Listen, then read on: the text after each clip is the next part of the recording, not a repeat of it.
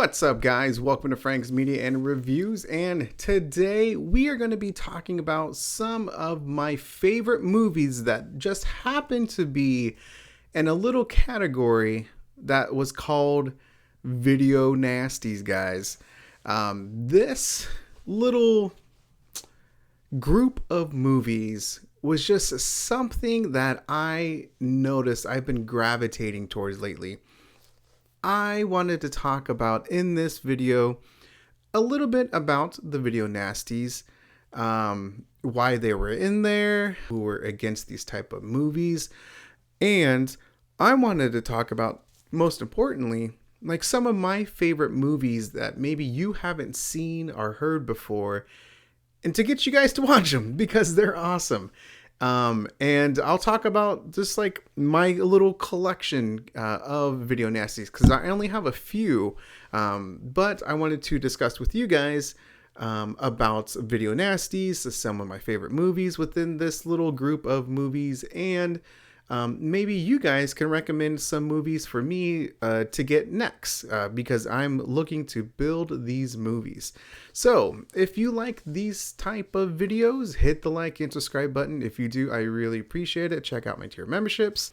So guys, let's talk about Video Nasties. Video Nasties was a term that was used for films that were viewed as too violent, very gory, the overall theme, and they were just not suitable for younger audience. And the National Viewers and Listeners Association in the United Kingdom, they were the ones who thought that these films were just too violent. And again, it can be like the overall theme of it. It can just be like that grindhouse type realism type of films. And so the main people who spearheaded these type of concerns, one of them was Mary Whitehouse. And Mary Whitehouse really reminded me of a lady from The Simpsons. Oh, won't somebody please think of the children? That's right, Ned Flanders' wife. Would someone think of the children? And so it was her and the director of public prosecutions. These individuals came up with 72 films. They were broken up into two different sections. And the first section was 39 films. These films were just banned, straight out banned from the UK. And then section 2, these films, there's 33 of them. They were also banned, but for like lesser extent of like of the gore, or maybe just more violent, or I should say less violent than the section 1 movies. The funny thing is, so as you saw just a second ago, I put a list of all the 72 films down here somewhere, I think over here. And what caught these individuals' eyes originally was a little film called Driller Killer. And if you've seen that cover art, it's pretty graphic. And so they had advertisements on newspaper, and that's how these individuals caught their eye of that graphic type of cover for the movie. And then there was a movie called Cannibal Holocaust.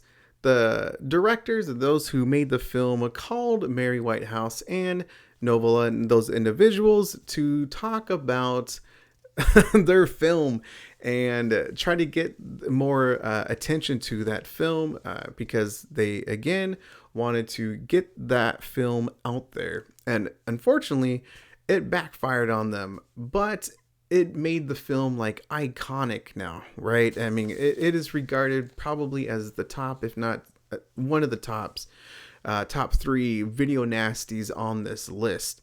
And so I thought that was kind of funny. So from my understanding and the research that I have done is that the Video Nasties, these type of films were banned from 1982 until the year 2000, which is crazy. Again, please correct me if I'm wrong, but this was in place for a long time, and then it got loosened by the British Board of Film Censors which was renamed the British Board of Film Classification. And so I guess in 2000, the rules or regulations was a little bit loosened because there's been more graphic films than back in the day, and those have been approved. But yeah, the history of it all, that was just like a short explanation of what the history of it. And so I just thought it was just very interesting. Before I kind of talk about my love for video nasties, why I love them, what movies do I have in my collection, I really wanted to talk about a movie because I just talked about the history a little bit of video nasties. I wanted to talk about Censor. This was released, at least this one right here is released by Vinegar Syndrome. I've brought it up before multiple times, but this individual lady, she works for the British sensory department. And so you get to see, like, from her mind, like, just like what she sees, what she has to approve, the process, the visuals. It's a slow burn, but to me, this is like a perfect slow burn movie. And I highly recommend it. This came out back in 2020, I want to say.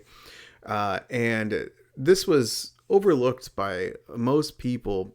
But if you are interested into a little bit of the history of video nasties, then I highly recommend this movie because it goes into a great storyline of this individual.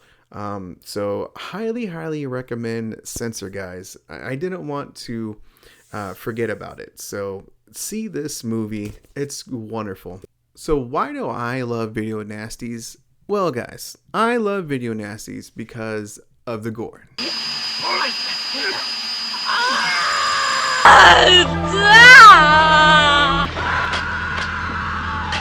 I love the creativity of what the hell's going to happen next. How's this person going to die? I like some of the imagery to the film. I like some of the themes.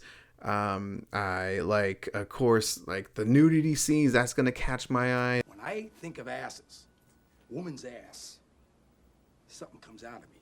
This all varies from person to person. I don't like some of the films that were on there. Like, I'm glad I have Cannibal Holocaust. I don't think it's like one of the greatest films of all time, but I can appreciate like what it has done for films, for the horror genre.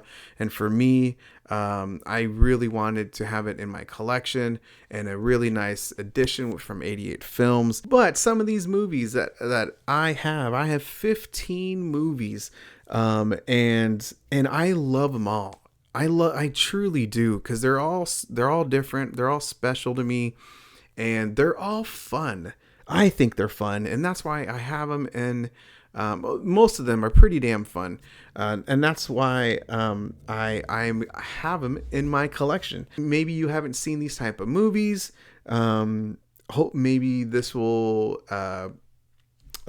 encourage you to watch a video nasty or one of these films in general.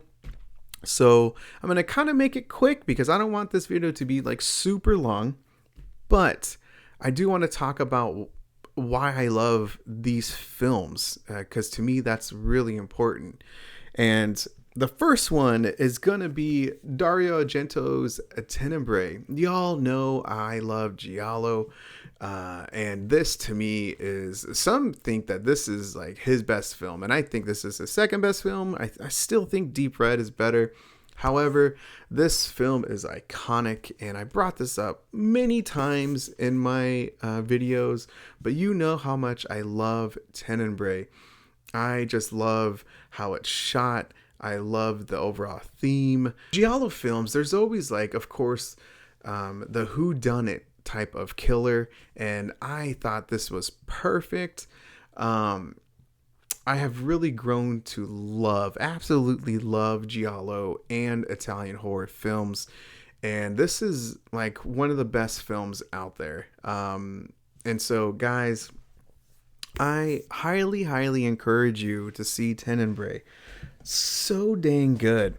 The next two are kind of go together, although technically they're not like a sequel. But that's Anthropophagus is right here.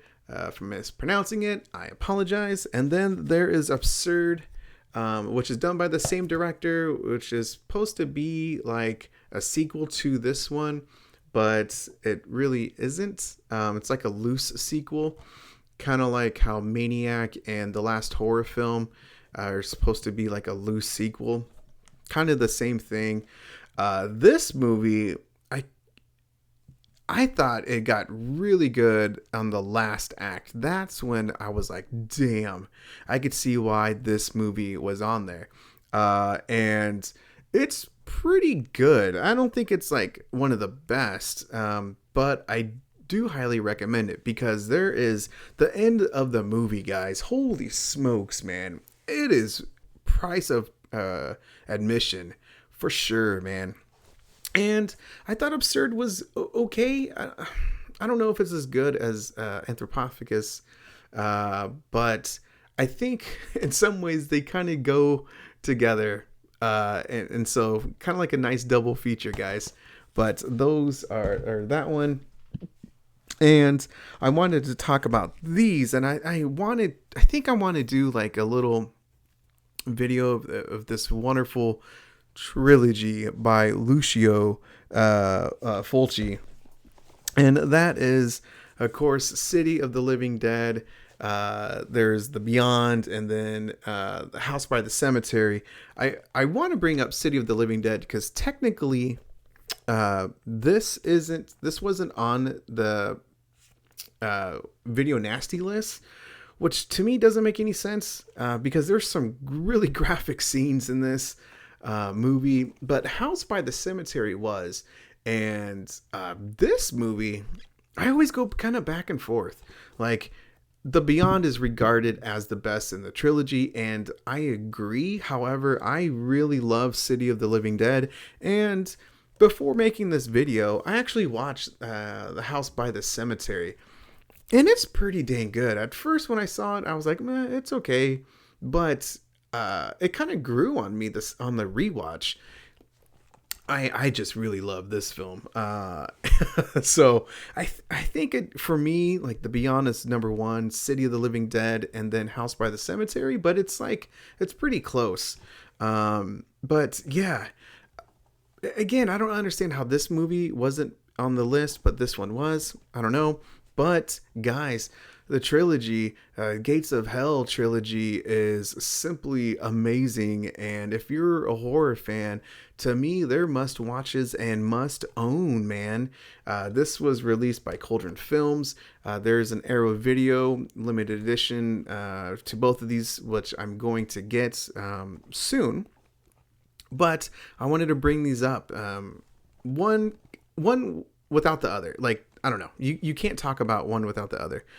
So those are those are that films. And I'm so damn excited for The Beyond coming out here soon, man, in a couple weeks, man. Oh, man, by Grindhouse releasing. Oh, man. So the next films that I wanted to bring up, and this one was like, holy damn. Like, this one's good. And this one is Nightmare, aka Nightmare in a Damaged Brain. I want to say that's what it was. And this movie is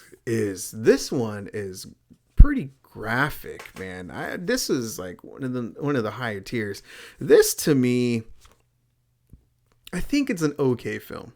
Like, it's good, and there's some great imagery and some unforgettable moments in this film. That's for damn sure. And I really like that Severin Films put this film out. There's a lot of special features like they normally do, but I can't show the back. But guys, I do recommend this film. It's just one of those curiosity type of films. Like, it's on the list, you want to see it. And for gore wise, it's some of the top, man. At least the ones that I have seen. And so that one is Nightmare. The other one, this is released by Severin Films, is Butcher Baker Nightmare Maker. Right here. And there are some moments that's kind of graphic, but overall it's kind of tamed for being on this list. Again, there's some moments, but I don't know, it's like nothing compared to like Nightmare or anything, but this overall storyline is actually pretty good, guys. Yeah, so I highly recommend Nightmare Maker, Butcher Baker Nightmare Maker. I knew I was going to do that. The one that I can't understand why it was on the list was Tobe Hooper's Funhouse. I don't understand. Like, kind of the same with Butcher Baker Nightmare Maker. There's some scenes, but it's nothing like, I don't know. I guess I don't know if I become desensitized to some of like the graphic scenes because I have seen like all of these other films and I didn't think like it was that bad. I don't know if it was because Tobe Hooper, director of the Texas Chainsaw Massacre, I don't know if that was the reason. Maybe there's like a mix up. I have no idea, but it's still a fun movie. And this was very colorful. The little creature little design was pretty good. There are some great kills in this film, man. And the Scream Factory 4K, it looks really good. Oh man, how did I forget about this, guys? Speaking of the Beyond, guys, this should have been in that one. This is Lucio Fulci's one of his best films, if not the best film. And I highly recommend it. Again, part of the Gates of Hell trilogy. And this was a good release from Grindhouse releasing. I'm just so glad, over the moon that they're doing a 4K release to this movie. This is the one that really surprised me that it was on this list. I guess because I've seen it so many times. But that's The Evil Dead. The first one was on the list, and I can understand why. I mean, there's some great kill scenes. The practical effects looked really good. That's that realism. And that's one of the things about the good old days is that it was practical effects. It looked real, man. And I think that's really why it was on that list, because it looks so damn real. Nowadays, CGI, you can tell what's fake and blah, blah, blah. But this is, The Evil Dead. It's my favorite in the entire franchise. No, my favorite is 2013's Evil Dead, and that might be blasphemy for some people, but second favorite is the original Evil Dead. But guys, it's iconic, man. Sam Raimi's one of his best films, if not the best film. The other one is a few others that I have 3 more. This one I have gotten just recently, and that's The Last House on the Left, Wes Craven's film. And this one is, again, maybe I got a little desensitized. Like, there is some moments that, some SA moments, but I guess, like, I was expecting it to be a little bit more graphic. I don't know. But there's a lot of comedic scenes, and I don't know if that was like intentional. Maybe it was. But I liked the film overall. I really liked how it looked, and yeah, I don't know. Like, it's pretty good. It's a pretty good one, man. Next is, I love this film. I saw it because, well, Sam Neill is in it. But guys, that's Possession. Possession is so damn good. It's got one of the most beautiful women I have ever seen on film, but this movie is a trip. It's not super graphic or anything. But the theme of it is so damn good, guys. This has one of the most iconic scenes in the tunnel. The first Omen kind of just took it from the possession. And I love this film. I love it so much, man. It's this. I don't want to say too much because it kind of like spoils the film, at least like what happens later on in the film. But it's batshit awesome. It's so damn good, guys. Highly, highly recommend it. And the last one that I have that from the video nasty list is The Burning. I really love this film. Y'all know how much I love it. I consider it better than, again, blasphemy, than the Friday the 13th movies. I don't know, man. I just really love it. There's the scene, the raft. I mean, that's just unbelievable, man. That's just perfect scenes. Oh my goodness, man. But I thought that Crosby, the main killer in this film, is just awesome. I love the way that he looks. I love the some comedy in this film, but of course the kills are iconic in this film, and the beginning of it too, of like how Crosby, like how it happens, how he becomes this villain is so crazy, man. Even my wife, who like watched the beginning of the film, then she stopped, but like in the beginning she's like, that's pretty fucked up. So guys, yeah, it's a great one, man. I love The Burning so dang much. But guys, that's it, man. Hopefully you found this video to be a little entertaining, informational, and most importantly, films that maybe intrigued you a little bit to see. You guys know how passionate of how I love these type of films, and I just love it, and I can't wait to grow my collection of the video nasties movies that I have. But yeah, that's it, man. So again, thanks for watching. Hit the like and subscribe button if you do. I really appreciate it. Check out my tier memberships. Thank you to John from Let's Talk Entertainment Media, William Driver, and Robin Edwards. And guys, have a great one.